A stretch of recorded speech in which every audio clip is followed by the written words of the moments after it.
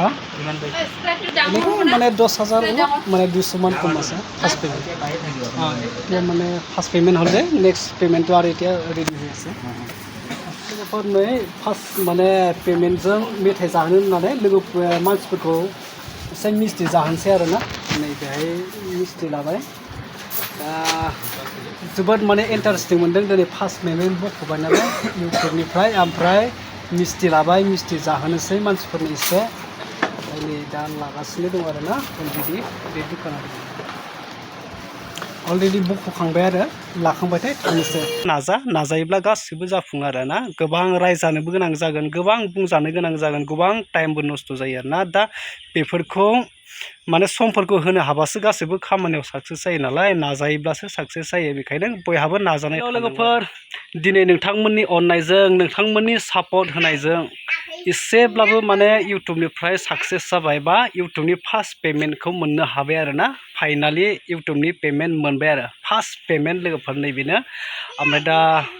ओरैबायदि इन्टारेस्ट मोनबाय आरोना नोंथांमोना आंखौ जेबायदि सापर्ट खालामबाय लोगोफोर नोंथांमोननि सापर्टजोंनो नैबेसिम आं दिनै सफैबाय आरो फार्स्ट पेमेन्टखौ मोनबाय ओमफ्राय बेसेबां मोनखो नोंथांमोना नायलांबाय था आं नोंथांमोननो खोन्थागोन चेनेल बानायनाया आंना बिराद गोबाव जाबाय खमैबाबो 3 बोसोर जाबायमोन आरोना 3 बोसोरनि उनाव नाजायै खस्थ' खालामै खस्थ' खालामनायनि फिथाइया दिनै एसेब्लाबो थाइबाय आरोना दिनै नैबे फार्स्ट पेमेन्टखौ मोनबाय ओमफ्राय दा नोंथांमोना बिराद मिथिनो लुबैयो नालाय सोरबा बिराद खोन्थायो फार्स्ट पेमेन्टखौ बेसेबां मोनखो बेसेबां मोनदों बेखौ माने रावबो माने क्लियारलि खोन्थाया नाथाय आं दिनै नोंथांमोननो क्लियारलि खोन्थागोन बेयाव थगायनो नागिरला माने थगायनो सानाखै आरो मानोना नोंथांमोनासो सापर्ट होदों नोंथांमोननि सापर्टआवसो बेखौ मोननो हादों नालाय खस्थ' खालामनायनि फिथाइखौ दा बिदिनो गोबां गाइडलाइनफोरखौ फल' खालामनानै गोबां माखासे प्रब्लेमफोरखौ माने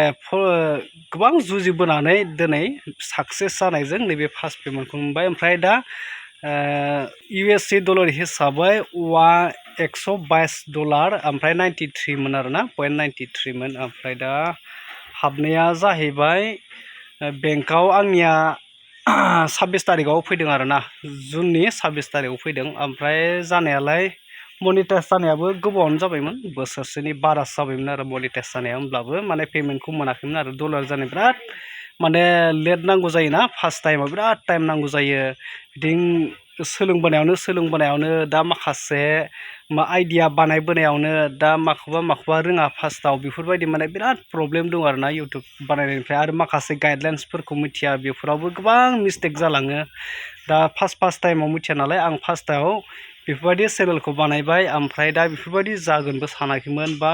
बेफोरबायदि फैसा मोनलायनायखौ आं आसा खालामाखैमोन आरो जास्ट माने इउटुबखौ क्रिएट खालामना लादों इउटुबाव माने नुजादों खामानि मावदों दा बेमोन आरो ओमफ्राय दा जे फार्स्ट पेमेन्ट मोननाय बेखौबो मोनगोन ना मोना माने बिराद आसा खम खालामदोंमोन आरोना जे इउटुबाव बा YT स्टुडिअ होनो ना नोंथांमोना जायफ्रा इउटुबार बिथांमोना मिथिगोन YT स्टुडिअआव जमा जाबाय थानाय डलारा प्रत्येक मास जेनेबा दान मोनफ्रोमबोनि मासनि 10 तारिख खालि गुगोल्सआव माने काउन्ट जाहैयो माने जमा जाहैयो आरो जाय जमा जानानै जुदि $100 एसे बारोब्ला बा $100 जाहैयोब्ला बेखौ गुगोलाव माने 21 बा 26 तारिखनि गेजेराव बेखौ सोयो आरोना ओमफ्राय बेखौ सोनानै दा आंनि 26 तारिखआव हाबफैबाय ओमफ्राय सोरनियाबा बिराद प्रब्लेम जायोनो आंना बेफोरबायदि प्रब्लेम जाफेरासै आरो माने नर्मेलैनो हाबबाय आरो डाइरेक्टलि हाबबाय ओमफ्राय बेसेबां हाबखो होनदों नोंथांमोनाथ' मिथिनो लुबैयो नालाय बेयाव दायो दङ आमेरिकान डलार USA डलार हिसाबै जाहैबाय $122.93 मोन ओमफ्राय दा बेयाव मोनदों आङो 10,000 एसे खम आरोना 9,823 थाखा दा बेसेबांखिनिखौ मोनबाय आरो दा बेखायनो नोंथांमोनाबो जुदि इन्टारेस्टिं दङब्ला नोंथांमोनाबो जुदि टेलेन्ट दङब्ला नोंथांमोननि आइडियाखौ बाहायनानै नोंथांमोनाबो एसेबां माने मोननायसिम नोंथांमोना माने खामानिखौ मावनो हागोन आरोना ससियेल मिडियायाव दा गोबाङाथ' नुखायो नोंथांमोना फैसा मोननाय नुयो दा नोंथांमोनाबो हागोन आरो थ' लोगोफोर बिनि सोमोन्दै नोंथांमोना जुदि मिथिनो लुबैब्ला नोंथांमोना कमेन्ट सेक्सनाव थांनानै कमेन्ट खालामनानै नोंथांमोना सोंहरनो हागोन आरो मिथिनो लुबैनायखौ आं नोंथांमोना एन्सार हरनो रेडि आरोना नोंथांमोननि सापर्टजों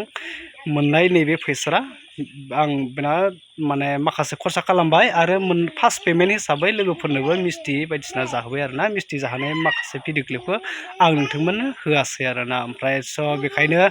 जोबोद साबायखर थाबाय लोगोफोर नोंथांमोना जेरैबायदि आंखौ सापर्ट खालामनानै नैबे फार्स्ट पेमेन्ट मोननायसिम नोंथांमोना सापर्ट खालामबाय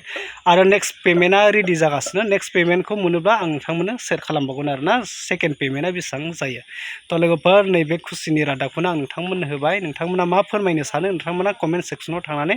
कमेन्ट खालामनानै फोरमायदो आरो नोंथांमोनाबो जुदि सोरबा नैफोरबायदि मोननो लुबैबा नोंथांमोनाबो नाजायोब्ला गासिबो जाफुङो आरोना गोबां रायजानोबो गोनां जागोन गोबां बुंजानो गोनां जागोन गोबां टाइमबो नस्थ' जायो आरोना दा बेफोरखौ माने समफोरखौ होनो हाबासो गासैबो खामानियाव साक्सेस जायो नालाय नाजायोब्लासो साक्सेस जायो बेखायनो बयहाबो नाजानाय थानांगौ आरो दा लोगोफोर बेखिनियानोसै नोंथांमोननो नैबे आपडेटखौ फोरमायबाय आरोना आंनि जे फार्स्ट पेमेन्ट मोननाय बेखौ नोंथांमोननि सापर्टजों मोननायखौ आं नोंथांमोननो शेयार खालामबाय थ' लोगोफोर नेक्स्ट भिडिअ लोगो मोनसिगोन टाटा बाय बाय